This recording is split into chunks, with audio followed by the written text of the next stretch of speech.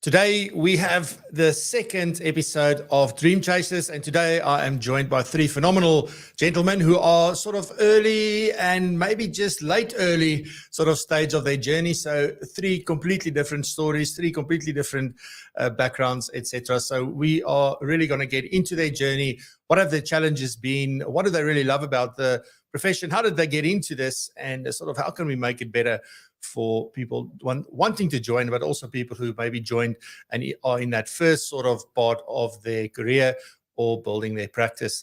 So really looking forward to this morning.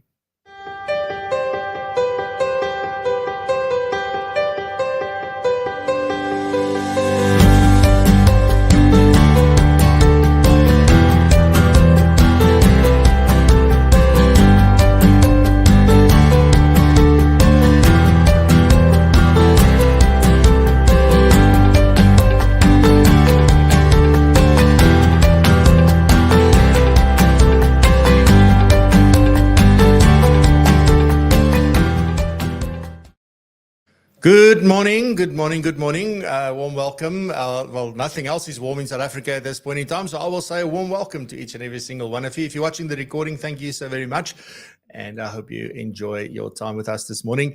Today we do Dream Chasers, and just maybe if you missed the first one, Dream Chasers is all about people who are sort of new. It's got nothing to do with age, although obviously many new people in the profession would be younger, but it's got nothing to do with age. It's got everything to do with when did you start and how long have you been around and what has that journey been like. So I'm really excited for this morning's sort of three gentlemen that are joining us, because we get to get insights into people who are in very different stages of their lives and their careers. So really looking forward to chatting to them, and I will introduce them. You may have seen their faces and their names in the intro, but I will introduce them to you properly very, very soon. So with that, this morning, I'm also joined by Nikki McDonald. Nikki is back with the latest in terms of current affairs for the financial planning profession, graciously brought to you by the Financial Planning Institute of Southern Africa. And then we've got Norma, who's back this morning talking about how to live a life of courage. So looking forward to that. Then I've got a couple of quick announcements, and then we get into today's show. So we have loads to talk about, and I really hope that you enjoy this morning with us. But before I get to that, let me get into just saying a quick good morning. So good morning, Quibus. Nice to see you in very first. And we've got Mark Western Ford this morning. Chris Durban. It's not often that Durban is crisp. It's usually crisping, I guess, would be the thing. Heloise, good morning. Awesome to see you. Good morning. Neil Phillips, good morning. Nice to see you as well. And we've got Arun in the house. Good morning, Arun. And Shamaine so far. Good morning. Good morning. Very nice of you to say hi. So the big thing as well is that if you do want to get in line for the coffee, that we are going to do the draw a little bit later on, #Dream this morning. So #Dream, and you can be in the lucky draw for the coffee. And hopefully we can do that. And then I've also got Mr. Frank Agliotti. Morning, Frank. So awesome to see you. And right, so let's get right into it. So we've got as much time as possible with our Dream Chasers this morning. And first up, here's Nikki with the latest in current affairs.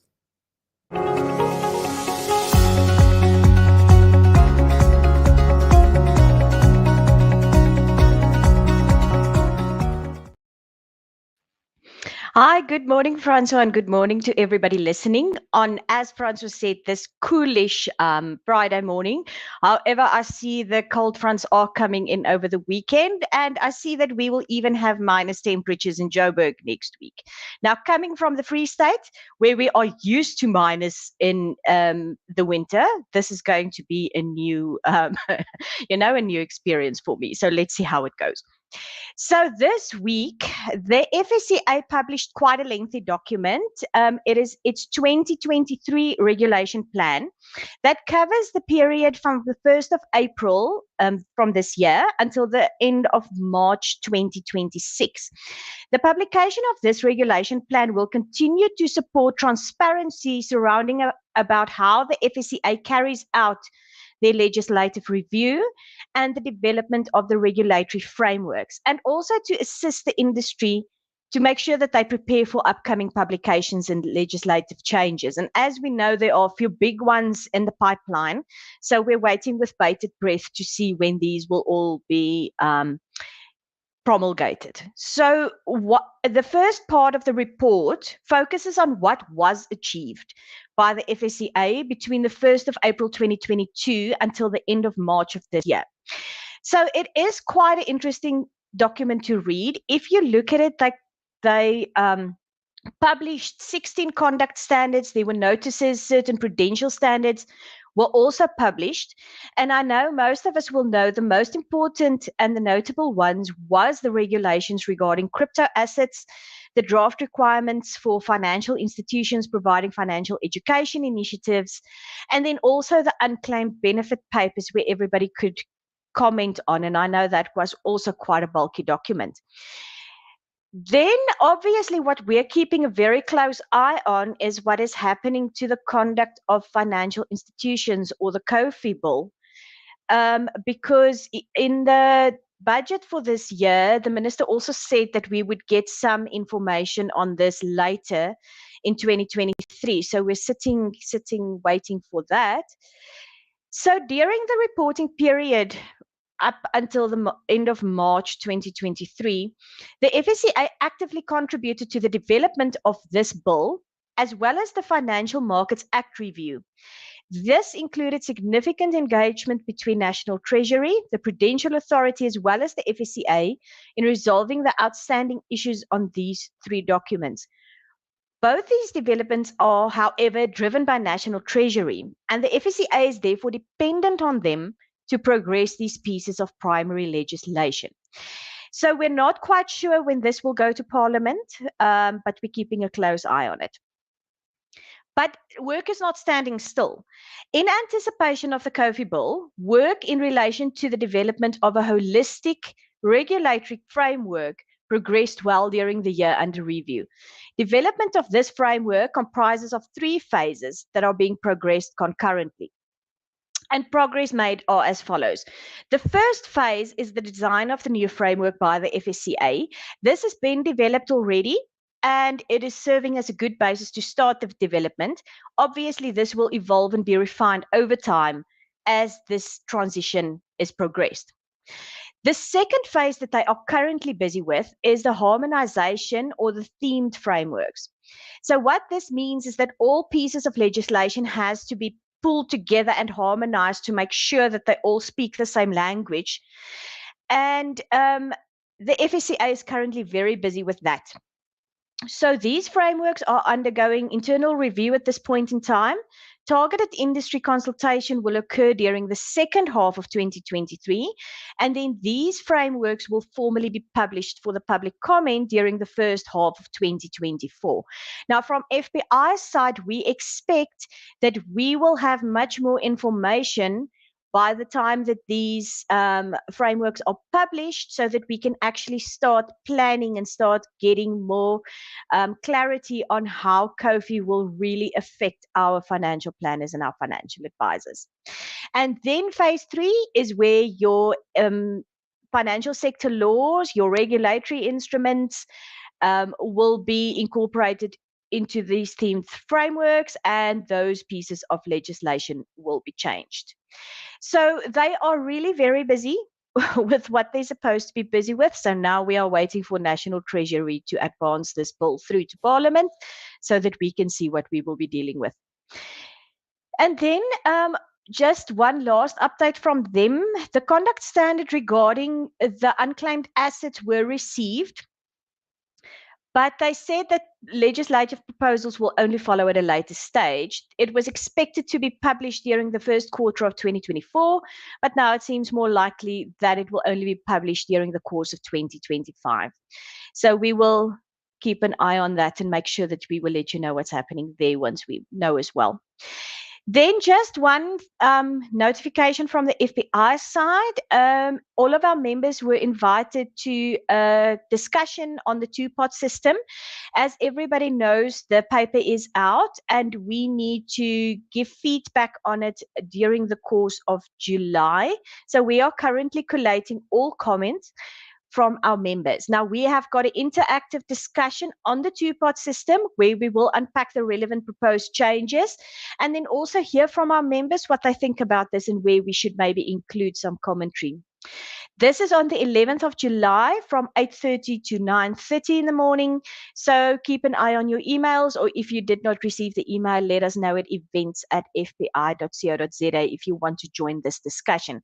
I'm thinking it's going to be very interesting. And then on the last note, given that it will be cold this weekend, if you need a reason to spoil yourself, today is World Chocolate Day. World Chocolate Day marks the supposed anniversary of the day that this iconic, they call it dessert, but it's not a dessert. This iconic sweet made its first entrance into Europe in 1550. Annual global chocolate consumption in 2022 was roughly 7.5 million tons. Just so if you need something to chat about this weekend, you can use that little piece of information that you did not know before. So everybody enjoy your weekend. Have a cup of hot chocolate because it's World Chocolate Day, and stay warm. Thank you, Francois.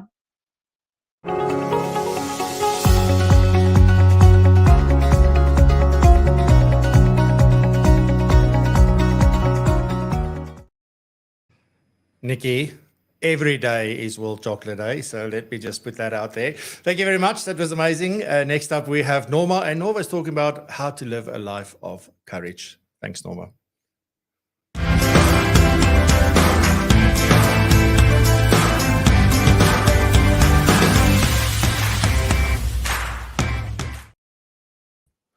Good morning. So glad to be back to be sharing my thoughts on this topic today, how to live a life of courage. I think this is something we can all embrace, need more of, and this can really contribute to our growth and development.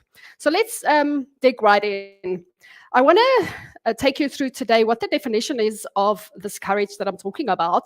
And then also I want to share a quote that is relevant and related to courage. And then I want to give you practical ways how we can live a more courageous life. So according to Google, courage really means that we have strength in the face of pain. And I want to add to that, we have strength in the face of doubt or unbelief or uncertainty sometimes. Also, is we face our challenges head on. Courage can also be that we make decisions that is in line with our values, but it isn't always popular. And it is always maybe sometimes those hard or difficult decisions we have to make.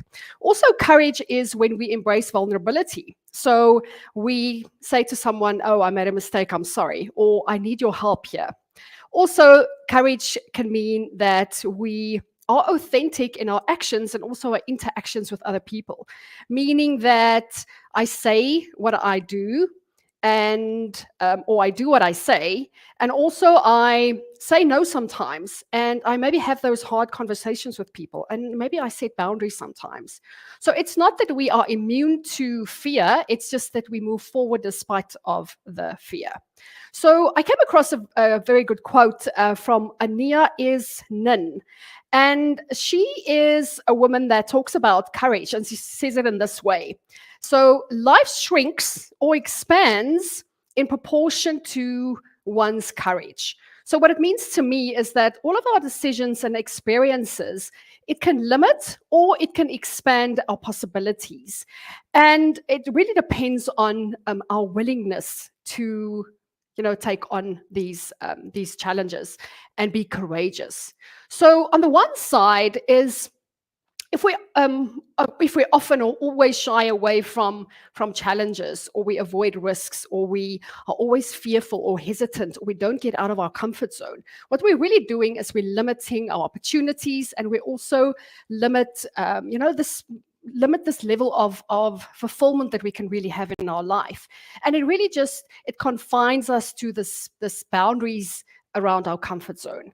So on the other side, if we are a person that embraces this courage, we move forward despite of the fear. We open up ourselves to all of these opportunities. We learn and we grow. We make mistakes. We move forward. Then we really open up ourselves to maybe things that we haven't even thought of, or we will be surprised by the things that we can actually achieve in our lives. So I want to give you 5 practical ways how we can live a life of courage. So the first one is that we can decide who we want to be. So if we want to reach for the stars, we have to let go of all our baggage. So we have to let go of all the mistakes and maybe all of our failures from the past. Number 2 is that we can decide to be the best, and the best in whatever we're busy with. So if I'm at work, I'm going to be the best advisor. If I am in my business, I'm going to be the best business owner. I'm going to be the best employee, the best boss. I'm going to be the best spouse when I'm at home, or I'm going to be the best mom. Or if I'm in my friend circles, I'm going to be the best friend. Or when I'm in the gym, I'm going to do that to the best of my ability.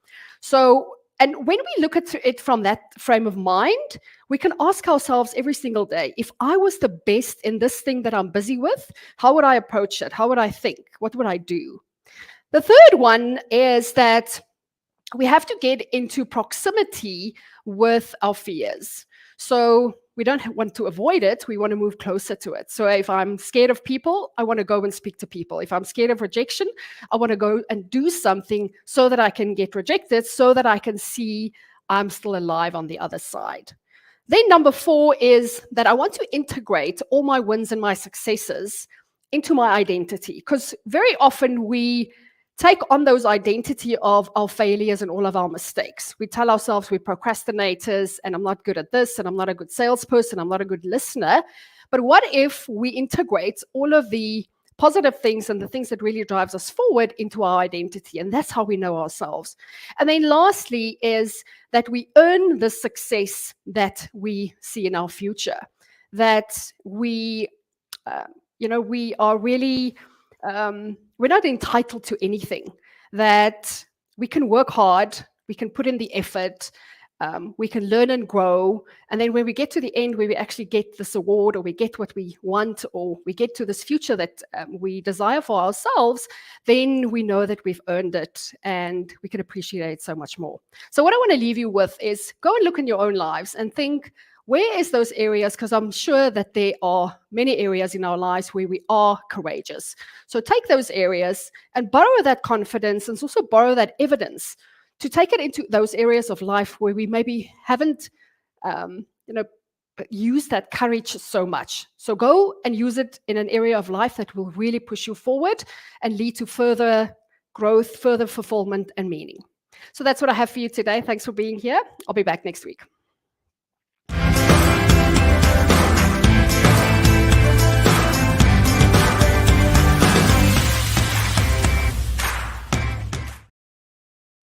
So let's do a couple of quick announcements. Thank you very much, Norma. Let me just first say thank you. Thank you so much. And next up, some quick announcements.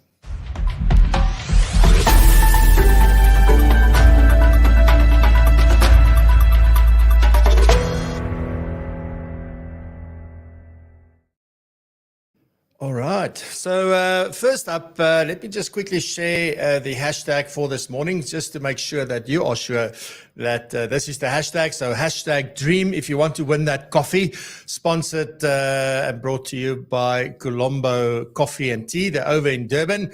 A crispy Durban this morning, apparently. So if you want to stand a chance to win, if you won in the last 3 months, then we will do a redraw if we were to draw your name. But do that and enjoy a coffee the way that you like it. So it'll be a bag of beans or ground coffee or whatever it is that you are into in terms of coffee. So do that. All right. So next up, so what have we got this morning? Well, first thing that I want to talk about just very briefly is the upcoming day of CPD, which is taking place next week, Wednesday, the 12th of July. It's running from 9 a.m. in the morning right through until 4:45 in the afternoon. And we've got some amazing discussions taking place. So go and check out. I'll put the link down in the description. If you can't see it, I just added it before the show. So if you can't see it, just refresh. But the links are down below. It's on our website as well.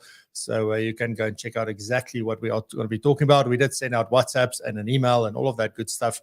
So the ticket to attend the day of CPD was included in the Global Financial Planning Conference ticket. So if you did not attend the Global Financial Planning Conference, you can still buy a last-minute ticket. And you can find all the details on our website, so you can do that.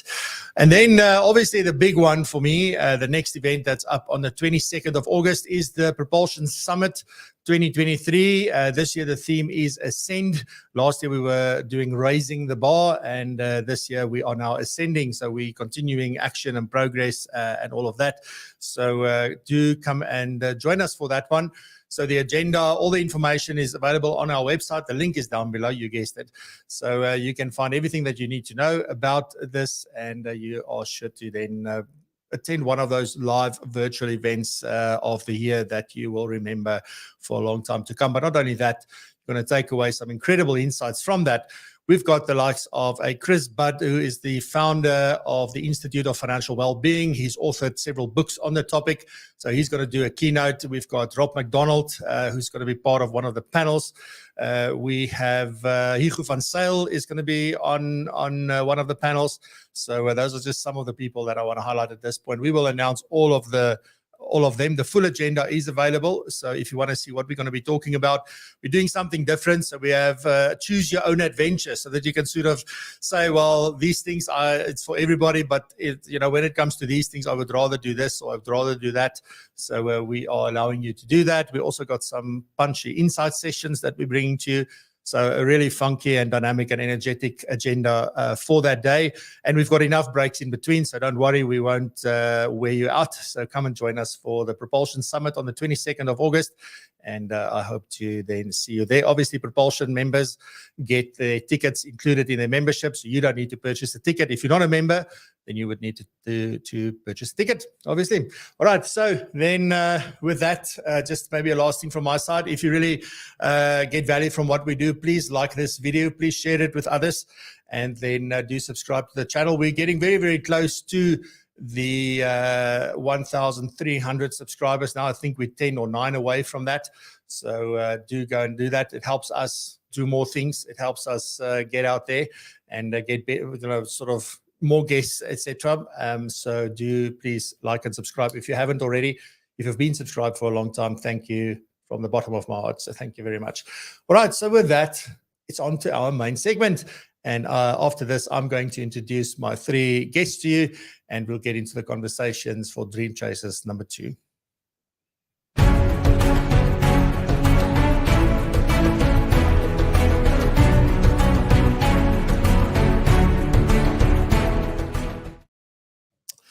So good morning, everyone. Warm welcome. I'm going to briefly introduce the guys that's with me on screen. So we've got, let me just change it maybe like that. So I've got Jason van der Merwe. Jason, good morning. I'm going to give you a chance to introduce yourself in a second. I just quickly want to show people who's on with me. So we've got Jason. Then we also got Bryan Nicol. So Bryan from Freedom Financial Planning. So we're going to chat to him. And then some of you may very well know this face. He's been on the show before, and he's also the author of an amazing book about, getting past 100 years into retirement. I don't know. Just getting there, Wynand, but it is an amazing book. And so Wynand Gouws is with us this morning as well. So let us introduce Wynand. I'm sort of going to start with you, seeing that you are on screen. Just sort of briefly your story and your just a brief introduction. Hi, morning, Francois. Morning, everybody. So just briefly, I've been in financial planning for about the last 4 years, so going for the 5th year, and been in the financial services industry for almost 30 years. And I'm with the award-winning company Greenwich Mahura Investments, and I set up a Cape Town office for GMI, Greenwich Mahura Investments.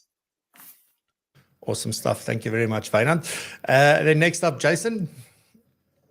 Thanks, Francois. Yeah, so I've been here or in financial planning since the 1st of January 2022. So still very new at it, and I'm working with IWCP in Pretoria. Oh, fantastic. Thank you very much, Jason. And then last but definitely not least, the man I ran into in Cape Town when I was there, Bryan Nicol. Thank you. Good morning, everyone. My name is Bryan. I run Freedom Financial Planning, and I joined the advice industry in 2018.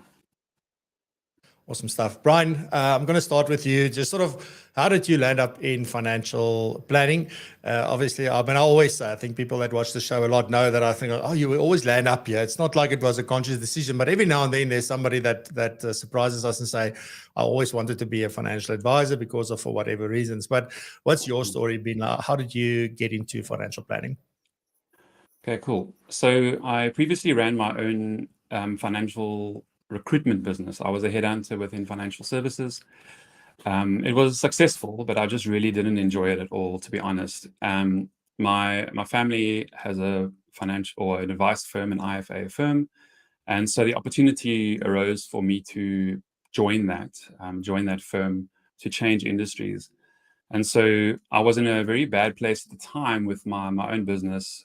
I was not very fulfilled. And so this provided an opportunity for maybe to utilize my analytical side of my brain to engage that more, and also to make some more meaningful contribution in people's lives, more so than headhunting might have at the time. Awesome stuff. Thank you very much. And then, so Jason, if I come to you, sort of your story, how did you start? I mean, you started very, very recently. So as you said, the January 2022, that's like yesterday in financial planning terms. So what's your story? Yeah, so I'm obviously still building a career, and I studied agribusiness management. So it's not specifically something that I was looking to do. But I did enjoy the investment side of it, and I thought that's what I'm going to do. So that's why I initially started. But since then, I've learned a lot, and I think I'm definitely willing to grow in the industry and take it forward. Thank you very much. Yeah, I'm excited to sort of delve a little bit deeper into your experience. And then obviously, Wynand, I mean, like your story, as you said, you've been around for a long time, but you've only become a financial planner in the last 4 and so much years. Sort of what has your journey been, and sort of how, or what made you make that switch into advice? Do you think, like, because if I may maybe put it out there, like I was in a thanks, Robert. As you say, we don't always end up perfect.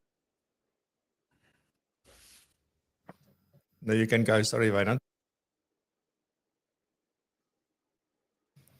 See, I think Wynand is having a little bit of trouble with his internet. So just for now, I will. Sorry, it seems that I have a bit of an unstable network. Let's try again. I was just saying, we don't always end up perfectly in a line as we planned. So maybe just a bit of history. I actually wanted to start an hotel school. So way back when I went to study, I went to enroll for hotel school. Got to the front desk, and the school was basically full.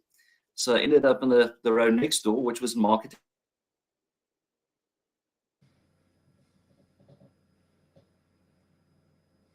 Sold advertising, and eventually my uncle sort of lured me into financial services, and they threw me into the deep end into Klerksdorp, and I started selling and marketing basically financial services to.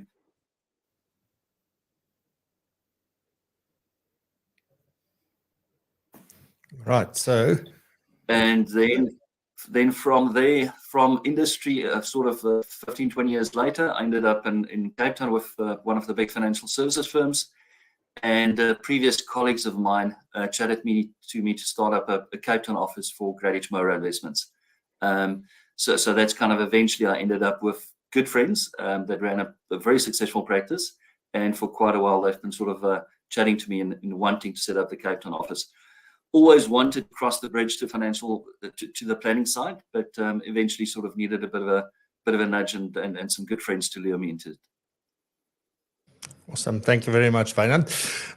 Right. So I guess some of the things that, and I'm going to jump first, I think, to Jason. So Jason, I mean, from like starting off, and because it's so fresh in your mind, you know, sometimes when you've been around for a little bit, then you forget about the struggles you had early on, because it just becomes part of the journey, and it is sort of like almost normal, I would say, for the things. But at the moment, as you got started, you know, are there anything in particular that was sort of a little bit more challenging for you, or things that you find hard? And this isn't like, I'm not yet talking about things like support you get, etc., but just from being a young financial advisor, being brand new to the profession, like what are some of the things that you found hard, if any? Like I don't want to assume it was hard, but sort of, is there anything that you found like, well, this is more challenging than I probably expected when I started? Yeah, I think for me it was a big thing of I didn't really know what I'm getting into. So I've got this idea, and you know, my parents do have advisors, so I'm seeing what they do, and I'm seeing what my parents think advisory is, or what it is to them.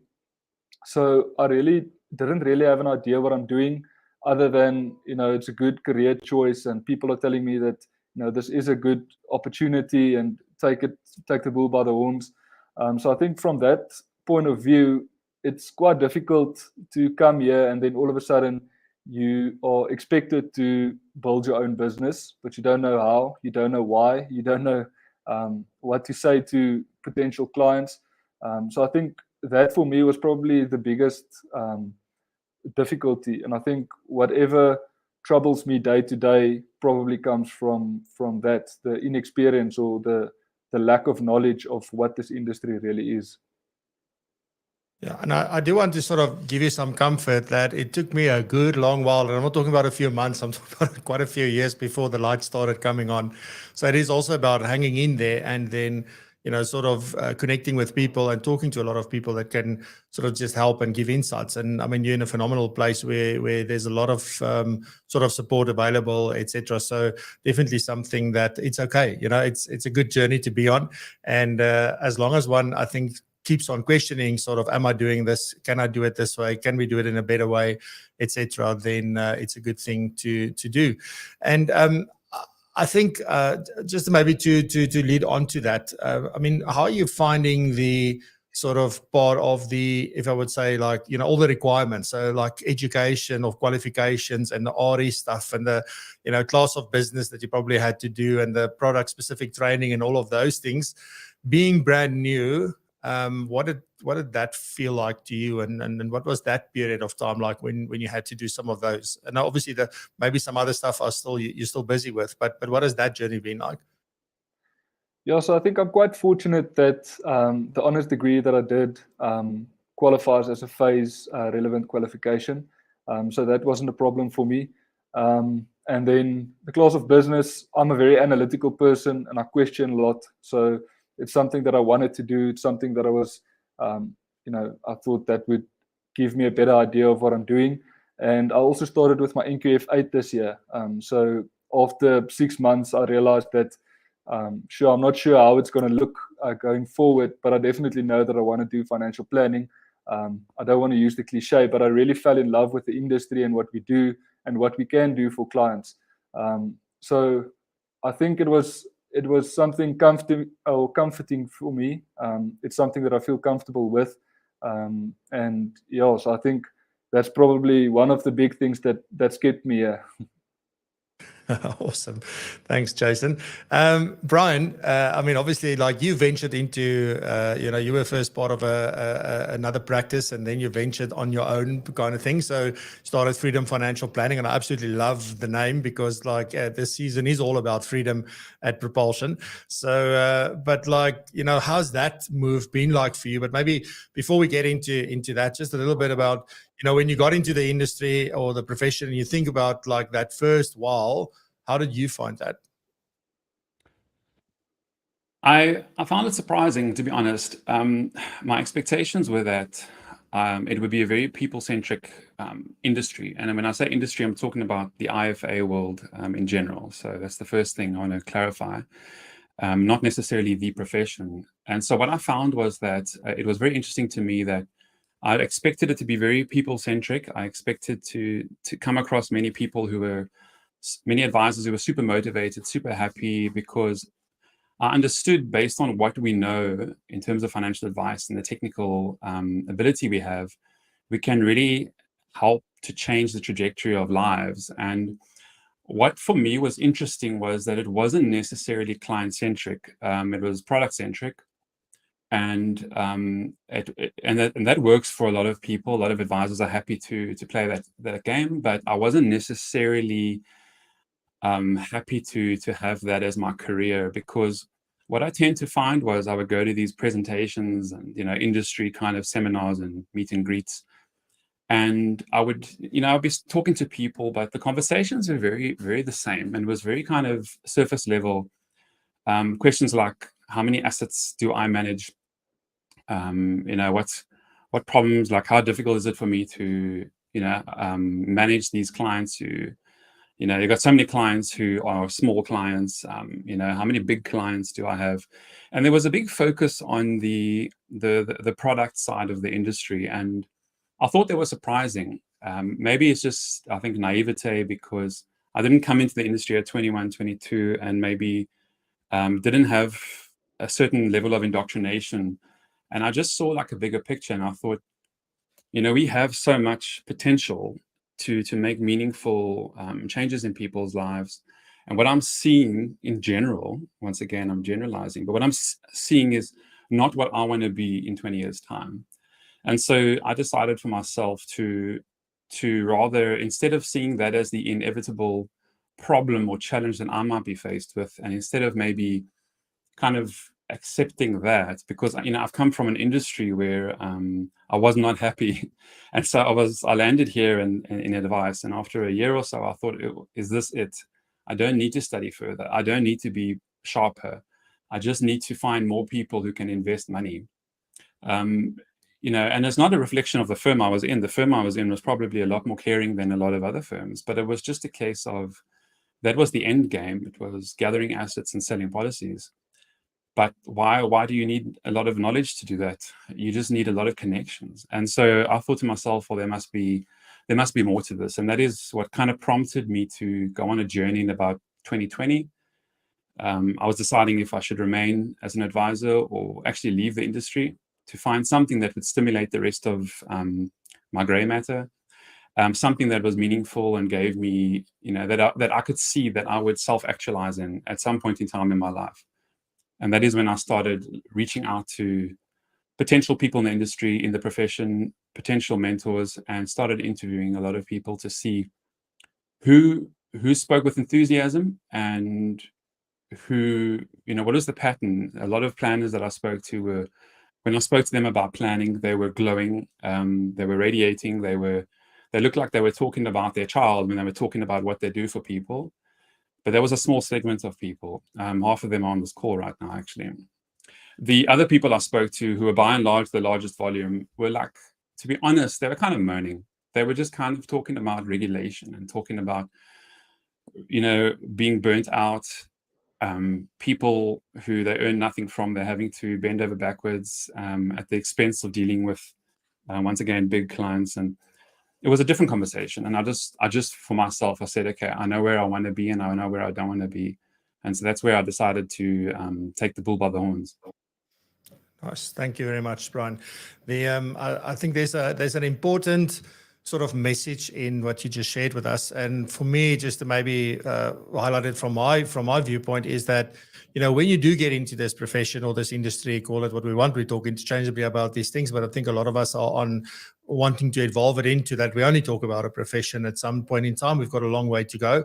But the, you know, is to sort of just, you know, when you are contemplating getting into the profession or the industry, talk to a lot of people, you know, and sort of see how people go about this differently, so that you can sort of maybe as early on as possible figure out what would work for you. Now, there's some other challenges I think that come with that sometimes, but we'll get into that conversation a little bit later. So, Wynand, your story is a little bit, as we said earlier on, a little bit different. You came with a lot more experience probably into your role. Although I guess sitting on one side of the table and then ending up on the other side of the table does come with its own sort of challenges and sort of maybe moments or light bulb moments saying, oh, I thought it was this, but it's actually this kind of thing. You know, I think you said you joined Greenwich Mahura right from the start when you opened the offices there in Cape Town. And I mean, we know the guys and they do a phenomenal job. So what has that journey been like for you early on? You know, what challenges did you have having 30 years of other experience behind you and then venturing sort of into the advice side of it? What is that, anything that stood out for you? Yeah, thanks, Francois. You know, as you mentioned, the journey was probably quite different because with 30 years experience, I had a relatively deep understanding of industry. I did my ILPA back in almost 2020. So I've always been focused on ensuring I've got the right qualifications and the right stuff behind me. So that wasn't the biggest issue. The key thing in crossing the bridge and setting up a basically new practice. So the benefit is we did have a big Johannesburg client base, but it was really in setting up a new business, you know, building networks, finding clients. And I think if anything, you know, one of the biggest learnings is it always takes longer than what you think. So one has to be patient. You have to endure.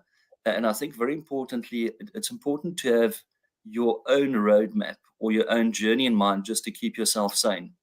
So for me, the biggest challenge was the first year, building and setting up client bases, building and setting up networks.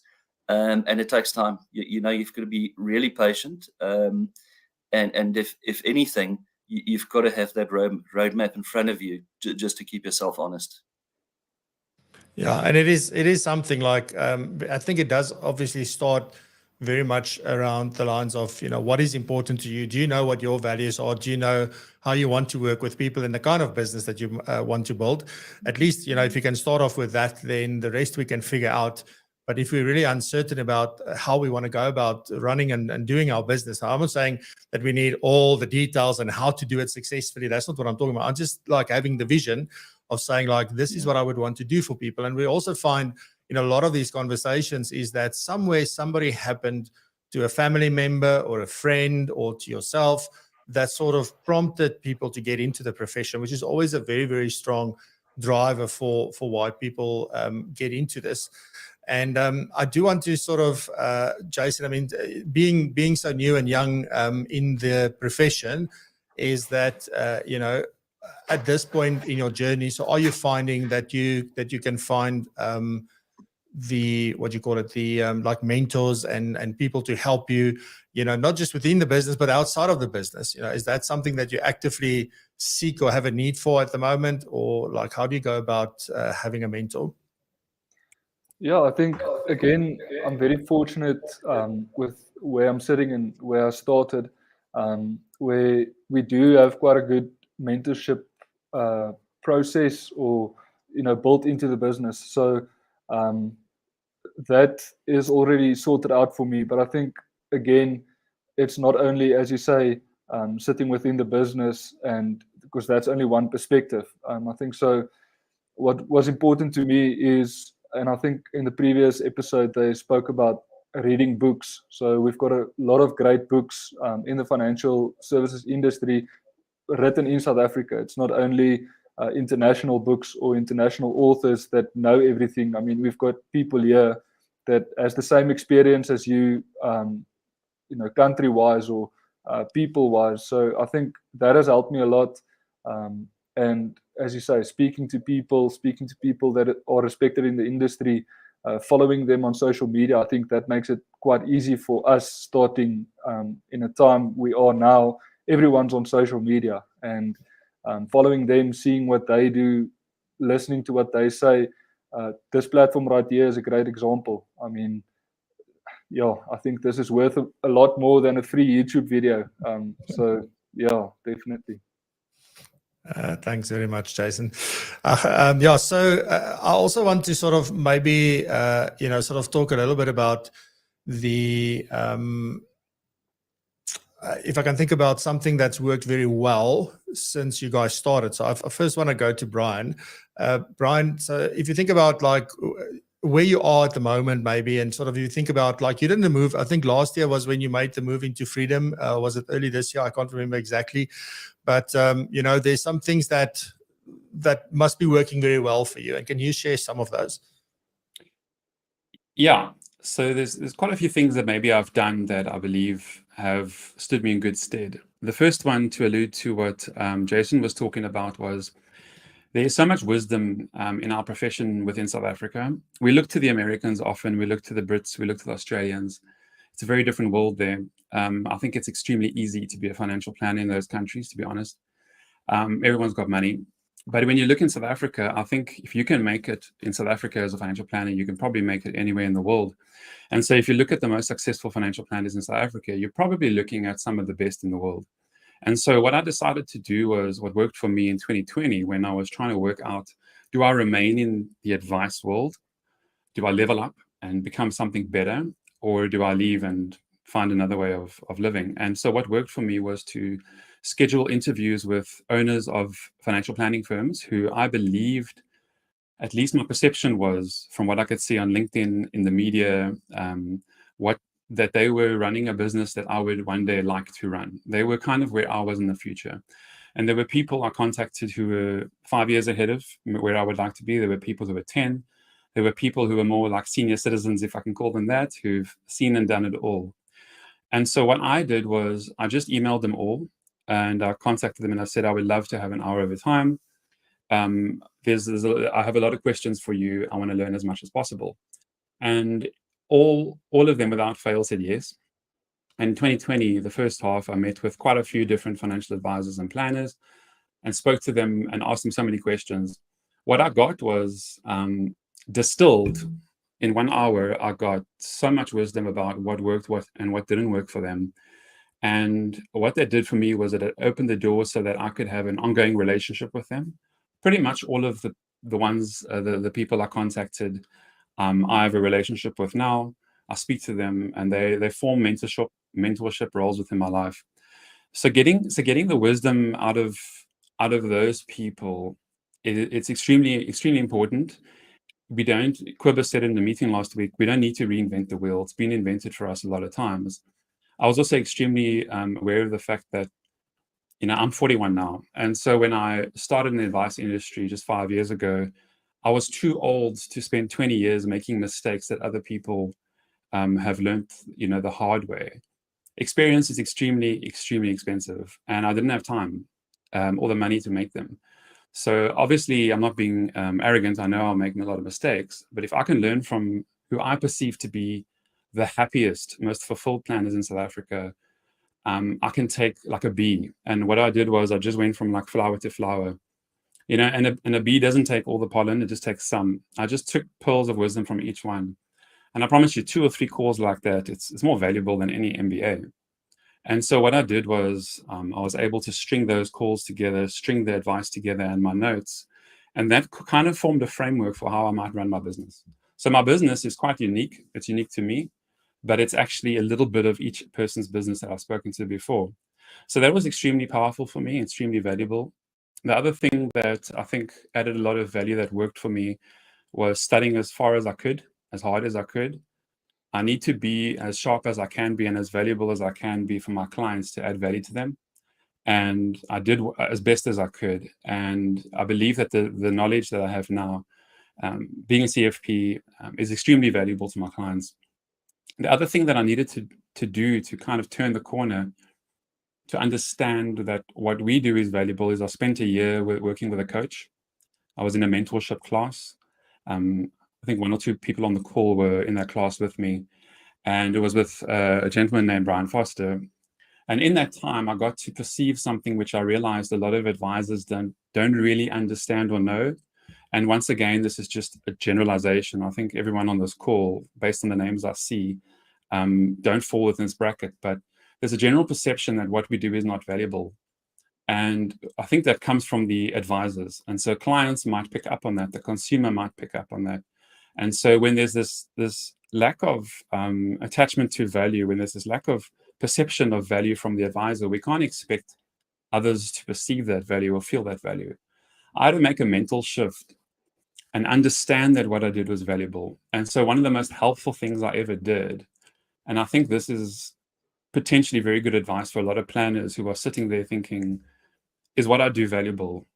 Is to go out and retain or hire or utilize one of the best financial planners you can find.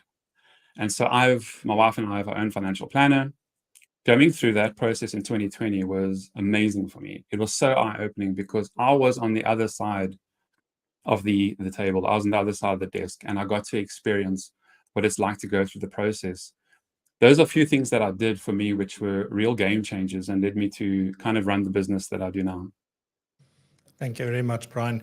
Wynand, you ventured out and wrote a book, which was Beyond 100. We spoke about it on the show before, and I'm sort of keen to know, because I know a lot of, sometimes when you're building your brand, etc., writing a book is one of the most powerful things that one can do. And I'm sort of keen to know, is that a process that you would advise anybody to do? I know some people say everybody's got a book in them. Some people say, no, that's not true. But what are your view on the book that you wrote and the impact it's had on your business and your practice and obviously your brand? Thanks, Francois. I think firstly, never underestimate the amount of time and effort that goes into something like writing a book. So one's going to be quite intentional. I think firstly, standing back and saying, what's your strategy to build your brand. Writing a book is one of them. And from my perspective, it's really been quite powerful. You know, so we deal a lot in the sort of academic space. We deal a lot in the professional space. And often the first time that you sit with a client, they've done their homework. You know, they've kind of, we spoke about social media. They've gone on social media. They had a look who you are. And they might have noticed that you wrote some media articles or a book per se. So it is really powerful. It really does build your credibility. But I think, you know, everybody needs to sort of for themselves decide what's their brand building strategy. If it is writing a book, fantastic. It's really powerful. But with the advent of all the both social media and communication engines that one has available to us, one can build a very effective brand through just regular communication to clients. And I always kind of say, you know, writing some stuff for clients and regularly communicating to clients is just a reminder. You know, it's a reminder, I'm still here. If you need anything, you know, give me a call. So I think it can be either a book or just utilizing one of the communication engines or mechanisms just to remind your clients you're there. And I think, as everybody on the call has said, we all spend quite a bit of time being on top of the industry and what's happening and just communicating what's relevant to clients. So I think it's important to make your brand work for you. Yeah, thanks, Wynand. And then sort of, I guess one of the things is that, you know, whenever we sort of talk about this, and you can sense that all three of you have got a big love for what it is that you do. You've got a big love for the profession itself, and we all want to see it thrive and go forward. And we all want to do the right thing for the right reason with the right intent. I guess that's what this whole community is about. And so what is the future that you sort of are envisioning? Like, what would you like to see in the next few years? I'm not going to put a number to the years, but in the next few years, Wynand. I think over the last few years, there's been quite a shift in the industry, and I think everybody in the call spoke about it, really from product, and it doesn't matter what you really call it, be it sort of more advice-centric, behavioral coaching. But I think the big shift happening is continuing to be in the direction of more advice-led or lifestyle type of financial planning. So I think that's going to continue. I think the key shift that we'll continue to see is the utilization of technology, particularly the stuff that you often talk about. So using technology to take away the mundane stuff in the business or in the practice to ensure that you can spend time where you add value, which is sitting in front of clients and helping them to achieve their best life. Yeah, great stuff. And then Jason, just from your perspective, what is it? I know, like, you know, early on still, but what's the vision that what are you hoping for in this profession, you know, from a profession point of view, but even from a personal point of view? Yeah, I think I just have to agree on what Wynand said. I think just the little bit that I've learned and seen is that it's quite important, and I think Bryan touched on it as well. This is not an America where everyone has money. Financial planning currently looks like it isn't for everyone, and I'd love it to be for everyone, every single person, and coaching them through that lifestyle changes and through what they have as a lifestyle. I think what I've seen as well with a lot of advisors is it is that big fish, that one that's going to invest a bunch of money with you. And I think I'd love it to be for anyone and everyone, because I think it's important, and I do think it's one of the most important meetings you'll have, is sitting with a financial planner and making sure that your financial future is secured.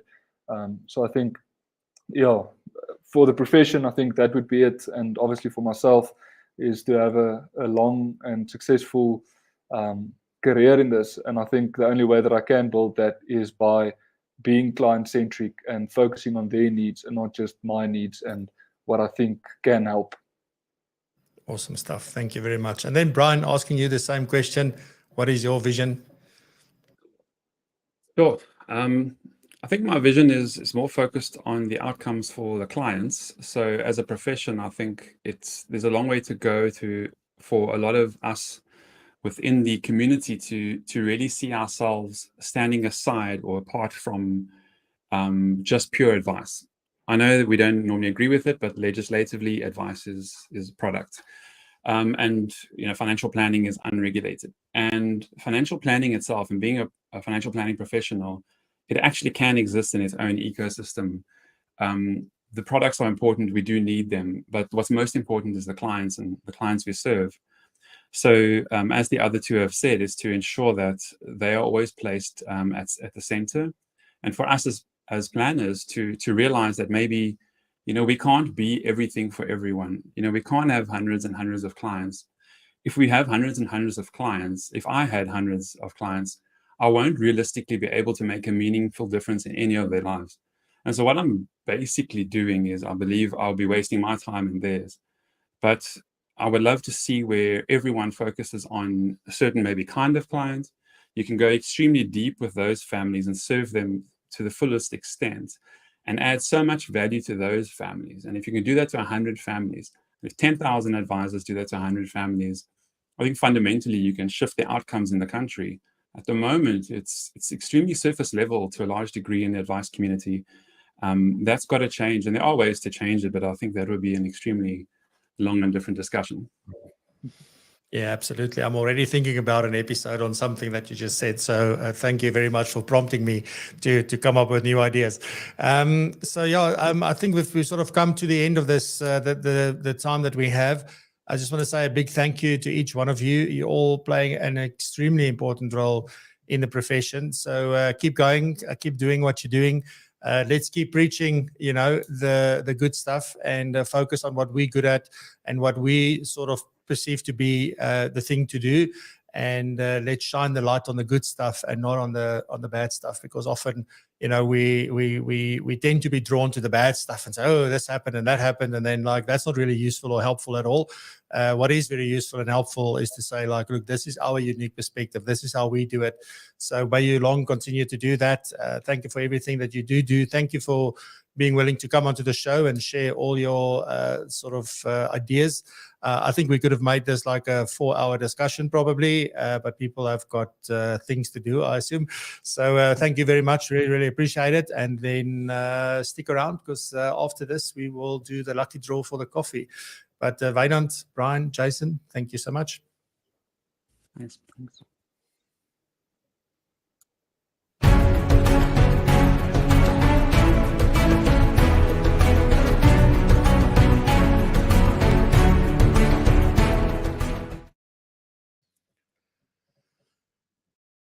Alrighty, so there we go. Oh, too many buttons this morning. But anyway, we are ready. So hashtag dream, doesn't matter whether it's in caps or small caps, or, it's like what hoofletters and klein lettertjies, it does not matter. So if you put hashtag dream anywhere in the chat, and you must submit the comment, obviously, then you will automatically be entered into the draw. I think we've got 15 people in at the moment. So we're going to do the lucky draw now, and the system will select exactly who it is. So if you are ready, I'm ready. So let's see who today's winner will be, and who we can send some amazing, lovely coffee. Who will it be? Surieta. So there we go. Fantastic, Surieta. Well done. Thank you very much. I will be in touch with you. And on that note, our guest next week, I'm really excited to say that Wouter Fourie will be on the show next week. We're going to be talking about their latest update, the book that him and Bruce Cameron writes together on retirement planning for South Africans. So we're going to talk about that, the latest edition that just came out. And I'm really excited to talk to Wouter. He's never been on the show before. So Bruce has been on before in season 1, but this time around, I'm going to be chatting to Wouter. So do join us next week for that same time, same place. Stay safe, be blessed and prosper. And continue to raise the bar as high as you possibly can. Thanks for being here. Love you. Bye-bye.